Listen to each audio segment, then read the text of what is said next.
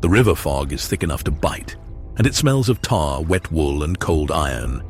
A low creek rolls across the water as 100 long oars rise in unison, dripping silver in the pale dawn. Somewhere ahead, beyond the curve of the Seine, a bell begins to toll. It is not a call to prayer. It is a warning. You are crouched in the belly of a longship, and the boards beneath you are slick with frost and fish blood. Your hands are raw from rowing, your shield is scarred. In a few hours, you will either be rich beyond the dreams of your grandfather, or you will be a feast for the crows on the banks of a river you have never seen before. The year is 845.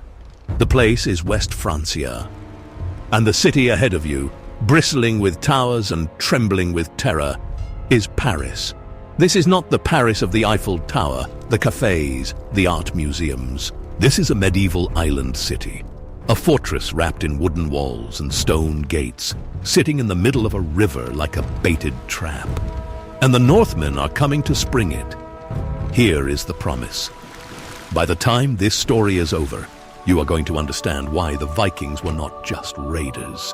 They were the most terrifying military machine Europe had ever seen. And you are going to understand why Paris, rich, mighty, the jewel of the Frankish kingdom, paid them to go away. Because when steel and fury meet stone and gold, something has to break. The first thing you need to understand is the weapon. Not the axe, not the sword, not the shield wall. Those are just tools. The real weapon is the longship itself. A vessel so perfectly designed that it could cross the open ocean and still glide up a shallow river like a hunting snake. Pull back from the deck for a moment. Look at the fleet as it moves up the Seine. The Abbot Abbo of Saint-Germain-des-Prés would later describe it, and his words have survived the centuries. 700 high, proud ships, and very many smaller ones besides.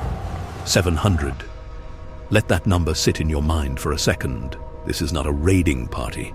This is a floating army. The ships stretch for more than 2 leagues downriver, an unbroken line of timber, hide, and steel that moves with the current, like a sea serpent waking from a long sleep. The oars splash in perfect rhythm. The wind catches the square sails, patches of red and white and faded blue, each one a banner of a different chieftain, a different oath, a different blood feuds left behind in the fjords. And here is the detail that should chill you. They do not row in silence. They sing. Low, rhythmic, wordless chants rise and fall over the water, a sound that carries for miles. It is not music.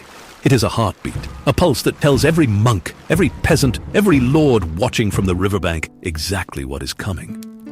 You have read about the siege of Paris. Maybe you have seen it in a show, a game, a movie. The horned helmets, the berserk fury, the noble savages. Forget all of it. The real story begins in the mud. Think about what Paris was in this moment. Not the gleaming capital you know. A walled town on an island, linked to the riverbanks by 2 bridges, one to the north, one to the south. Those bridges were the city's throat, and the Franks knew it. A chain stretched across the river to block the ships. Wooden towers guarded each bridgehead. The defenders had oil, pitch, arrows, and spears. They had walls that had stood for generations. They believed they were safe. And you know what? They were right. They were safe from anything that had come before. But the Northmen had a secret, and it was not rage. It was patience. It was tactics. It was the willingness to wait, to watch, to build, and to strike at exactly the right moment. If you think this story is a simple tale of barbarians smashing against stone walls until the walls fell, you're about to be very, very wrong. Hold on. Let me explain something first. There is a myth that the Vikings were savages who conquered through raw brute force alone. You have seen it 100 times. The horned helmets, the screaming, the endless charges into death. The truth is far more unsettling. These were not madmen. They were professionals. The myth of the mindless berserker just died on that riverbank. These men were not wild animals. They were professionals, And that single shift changes everything you thought you knew about this raid. Subscribe if you want this channel to keep peeling back the romanticized mask and show you the cold calculation underneath, because the next move is even more disturbing than screaming. Type professionals in the comments if this is the first time someone showed you the Viking mind instead of the Viking axe. Every man on those ships had spent years raiding coasts, monasteries, trading posts. They knew how to calculate risk. They knew when to strike, when to retreat, and, this is the part no one teaches you, when to demand payment. Because the Vikings understood something the Franks did not. A ransom was not a defeat. A ransom was a salary. Now the specific details of this day are tangled in legend and chronicle. Some say the leader of the fortified raid was a Danish chieftain named Reginheri. Others whisper that it was the great Ragnar Lothbrok himself, the dragon slayer of saga and song. The truth is buried in the fog of 1,000 years. But what the chronicles agree on, what the records make unmistakable, is what happened to Paris. The city was sacked, plundered, occupied. And then, when it was over, the king of the Franks paid them. Let me paint the scene for you. It is late March, 845. The Seine is high with spring melt, the current strong and fast. The fleet noses upriver, led by a handful of scouts in the smallest boats. The streets of Paris empty as the alarm spreads. Monks gather relics and flee to the countryside. Merchants drag their gold into cellars. The garrison locks the gates, mans the towers, and waits at the bridges. The Northmen do not hesitate. Their ships ram the chain, splintering timbers, snapping links. Arrows and javelins darken the sky. The defenders pour boiling oil from the towers, and the river itself catches fire in patches where the pitch spreads. This is where the smell hits you. Burning tar, scorched wood, roasting flesh, the acrid stench of fear. It is the smell of a battle that has already been decided. Because even as the oil burns and the arrows fall, you notice it. The Vikings are not dying. They are pressing forward through the flames, shields locked overhead, axes rising and falling with mechanical precision. They are not trying to break down the gates. They are killing the men who stand between them and the gates. One tower falls first, then the other. The defenders on the bridge are caught between the Northmen and the river, cut off from the city. The chronicles do not record how many died that day. They record only that the bridge was taken, and Paris was open. The occupation that followed is a blur of fire and looting. The Vikings had won. They had seized the city, the granaries, the wine cellars, the workshops, the gold. They had killed the garrison. They had carried away every treasure they could find. But here is the strange part. They did not hold the city. They did not burn it to the ground. They did not build a settlement. They took what they could carry, and then they waited. Because they had done this before, and they had learned the most important lesson of all. The Franks would pay to make them leave, and the Frankish king, Charles the Bald, grandson of Charlemagne, faced a choice. He could rebuild his army, march on the Northmen, and risk a war he might lose. Or he could give them exactly what they wanted. The math was brutal and simple. A war could cost everything. A ransom would cost only silver. So Charles the Bald paid 7,000 pounds of gold and silver. An absolute fortune, the kind of treasure that could fund a war for years, poured into the hands of the men who had just sacked his capital. And this is where the story gets uncomfortable. The Vikings took the money. They packed their ships. They sailed away. And the chroniclers recorded it as a victory for Charles the Bald, because the terrible Northmen were gone. But everyone watching knew the truth. There is no victory in paying your enemies to stop killing your people. Here is what nobody tells you about this story. The ransom worked for a while. The Vikings took the silver and sailed off to spend it, and Paris began the slow, painful work of rebuilding. The burned gates were replaced. The broken towers were repaired. The dead were buried. The river carried the wreckage away. And the Frankish kingdom breathed again. But the payment sent a message, and the message was heard across every fjord and river mouth in Scandinavia. Paris is rich. Paris is weak. Paris will pay. That is the loop that kept closing for 40 years. The next time the Vikings came, they did not come as raiders. They came as conquerors. And they dug in for a siege that would last nearly a year, a siege that would test the city like never before. But hold on, let me walk you back a little. Because the real revelation, the part that reshapes how you see the entire Viking Age, is not the violence. It is the system behind the violence. And that system is built on a single terrible insight. They understood that fear is a currency. Pillage is just the beginning. The true wealth lies in making people afraid enough to pay you not to hurt them. Think about it from the perspective of a Viking captain. You sail for weeks. You risk storms and starvation. You fight through arrow storms and boiling oil. You lose friends, brothers, sons. And at the end of it all, you haul a chest of silver back to your village. Now, is that silver just a payment for your suffering? Or is it proof that the whole world is your tribune? The answer changed Europe. It changed the way kings ruled. It changed the way cities defended themselves. And it built the foundations of a system we still live with today. That is the terrible engine under all the bloodshed. Fear is not a byproduct. It is the product. If you want to keep following the real system behind the history they barely teach, subscribe and stay inside the inner circle. Because what comes next is not just a siege. It is a playbook. Your own world still runs on. Drop the phrase, fear is currency in the comments, if that single insight just rewired how you see the entire Viking Age. You have lived through this. Not the siege, obviously, However, but the system. Our analysis shows a critical Every time you read a vulnerability headline in about a encryption hacker protocol. who does not steal data but locks it and demands payment. Every time you hear about a corporation paying off an extortionist after a breach. Every time someone, somewhere, decides it is cheaper to pay the enemy than to fight them. That is the inheritance of 845.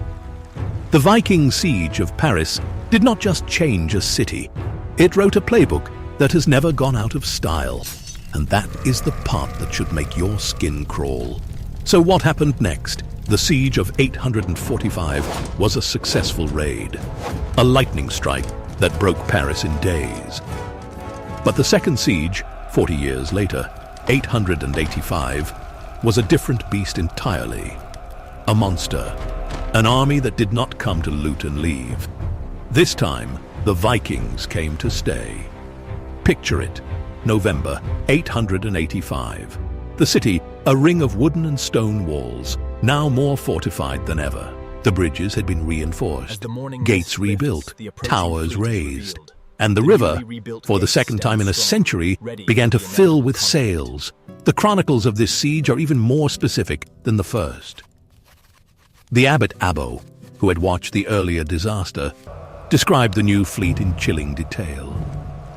And this time, there was no mistaking the scale. The Northmen had learned from their success. They did not come with 100 ships. They came with hundreds and hundreds. A floating city of warriors, horses, siege engines, and supplies. They understood something the Franks did not. A siege is not a battle. It is a war of time. And they had learned to win that war. The defenders of Paris in 885 were different from their ancestors. They had seen the future, and they had built for it. The bridges were the key. If the Vikings could take the bridges, they could surround the island and starve the city. If the Franks could hold the bridges, the Vikings would be trapped on the river, unable to advance, unable to attack. So the Northmen threw everything they had at the bridges. They built siege towers on their ships, wooden towers taller than the walls, and pushed them toward the bridgeheads. They rained arrows and javelins from the towers, while others rammed the bridge supports with iron-tipped rams. The defenders answered with the most terrible weapon of the age, Greek fire, or something like it. If you have never seen medieval fire, it is an experience you cannot forget. A liquid flame that sticks to wood, to flesh, to water, that cannot be quenched with water alone. The defenders pumped it from tubes, hurled it in pots, and set the river ablaze. The smell of burning men, of roasting meat and melting tin, drifted across the bridges and into the city, where women and children huddled in churches, listening to the screams. And still, the Vikings came. They held the siege for months, digging trenches, building camps, raiding the countryside for food. The Franks of Paris, trapped on their island, watched their supplies dwindle and their hope fade. This was the moment the chroniclers called a turning point. Not because the walls finally fell, but because the Vikings proved they could wait.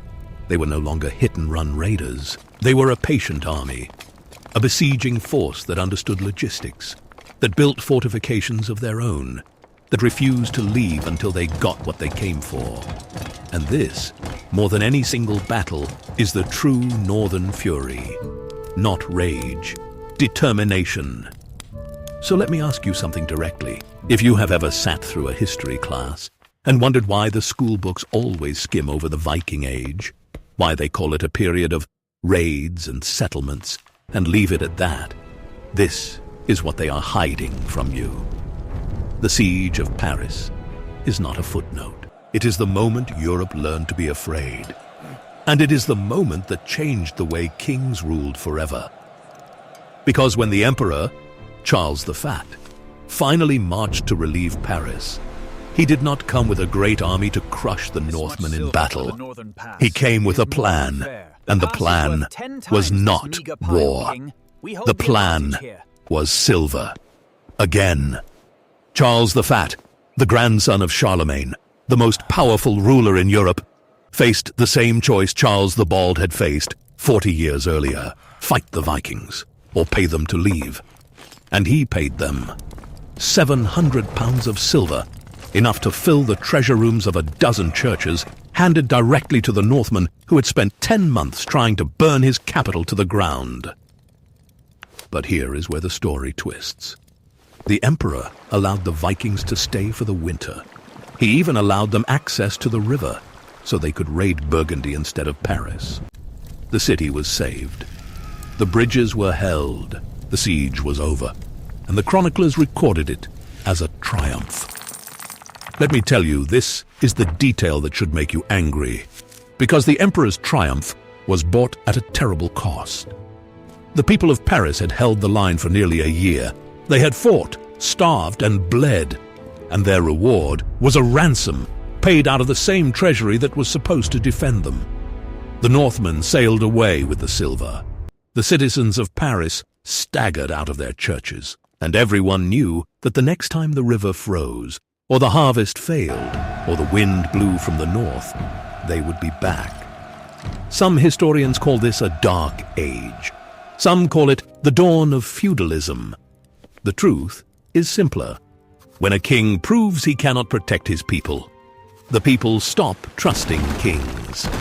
And when people stop trusting kings, they start building their own defense. That is the real aftermath of the Viking sieges. Not the rubble, not the dead, the transformation, the fortified bridges, the new walls, the standing armies that kings were forced to maintain. All of it grew from a single, terrible lesson. If you cannot buy off your enemies and you cannot defeat them, you must make sure they never get close enough to ask. And what happened to the Vikings? They were not destroyed. They were not converted. They were baptized, a few of them, high-profile chiefs who took the waters of Christianity as a diplomatic gesture. But the rest of them simply moved on. They took the silver. They went home. And the raiding continued for another 100 years, up and down every river in Europe. Paris itself learned to live with the fear. The bridges were rebuilt higher. The walls were thickened. A new generation of warriors grew up knowing the taste of river smoke and the sound of oars Faster, in the you dogs! dark. Put your backs So into here it. is the question that has We been don't have all hanging in the day. air Move those since the first stones now. paragraph. Why did the Vikings keep coming back? Why did they risk their lives over and over to sail up a hostile river and attack a city that had already beaten them twice? The answer is not what you think. It is not glory. It is not bloodlust. It is arithmetic. Every raid was a business venture. Every longship was a startup. Every Viking chief was a CEO, and his shareholders were the warriors who rowed his ship, men who expected a return on their investment in blood and muscle. Seize the monastery, steal the gold, sell the captives, ransom the relics, take the grain, the wine, the livestock, burn what you cannot carry. That cold arithmetic is the part the sagas leave out. Every longship a startup, every captured relic a quarterly report written in blood. If you want to keep dismantling the pretty version of history, subscribe so you are already inside the walls when the next siege begins. This channel is for people who would rather know how the machine actually ran than memorize the dates it destroyed. Drop the word startup in the comments if you will never look at a Viking raid the same way again. And when a king offers you a fortune to leave, take it. That is the profit. That is the salary. That is why you sailed. You have probably heard the phrase, the fury of the Northmen, and imagined battle axes and flaming villages. But the true fury is colder. It is the fury of a system that treats war as commerce, fear as a product, and human life as inventory. And once you see it, you cannot unsee it, because the same system runs the world today. The Siege of Paris is not a history lesson. It is a mirror. Run the numbers again. 845. Charles the Bald pays £7,000 to make the raiders go away. 886. Charles the Fat pays 700 more. Hundreds of thousands of lives disrupted. Thousands of people dead. All for silver that changed hands twice and bought nothing but time. The wood of the bridge supports rotted. The iron of the chains rusted. But the playbook survived. Fear, payment, repeat. So the next time someone tells you that the Viking Age was about brave explorers discovering new worlds, remember the people of Paris crouched in their churches, listening to the siege engines in the dark. Remember that they paid the Northmen to leave, and the Northmen left. But they always planned to return. The loop only closed because the Vikings finally found something more valuable than Parisian silver. They found a place to settle, a new homeland, a new world, where they did not have to raid every harvest just to survive. But that is a different story, and it begins on the other side of the sea. For now, stand with me on the muddy bank of the Seine. The fires have burned out. The bridges have been repaired again. The river is quiet and the city is still standing. But do not be fooled by the peace. The lesson of 845 is not that the Franks survived. It is that they learned to pay. And the lesson of 885 is not that the walls held. It is that even the most powerful empire on earth will pay if you frighten it enough. So here is the last thing I want you to carry with you. When you hear the word siege, think not of stone and steel. Think of a river, a chain, a count of silver. Think of the moment a king looked at his treasury and decided it was cheaper to feed his enemy than to fight him. That moment did not just happen once.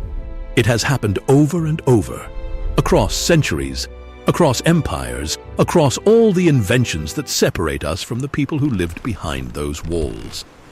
And it is still happening today. The Viking siege of Paris was not a battle.